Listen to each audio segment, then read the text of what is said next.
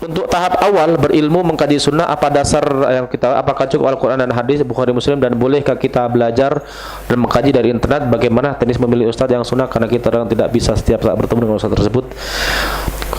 Boleh, silahkan kita baca Al-Quran, hadis Bukhari dan Muslim, silahkan, tapi harus ada bimbingan seorang ustadz yang sudah kita kenal ilmunya di atas sunnah. Mengetahui seorang ustadz di atas sunnah, pertama, siapa gurunya, apakah gurunya Ahlus Sunnah atau tidak. Kedua, apa yang diajarkan, betul-betul sesuai dengan ajaran ulama Ahlus Sunnah atau tidak. Dan yang ketiga juga, rekomendasinya siapa yang ulama atau ustadz da'i yang sudah dulu, yang sudah senior di sebuah tempat, apakah dia merekomendasikan dia diambil ilmunya atau tidak. Karena belajar otodidak, baca, itu lebih banyak salahnya daripada benarnya.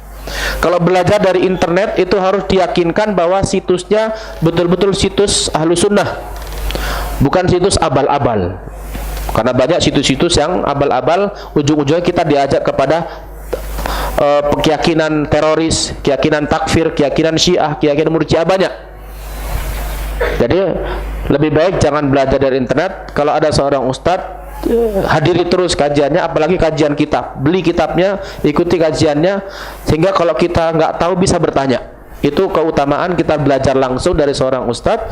Pertama, keutamaan diliputi oleh malaikat. Yang kedua, bisa bertanya langsung ketika ada kesulitan dalam belajar ilmu tersebut. Wallahu ta'ala.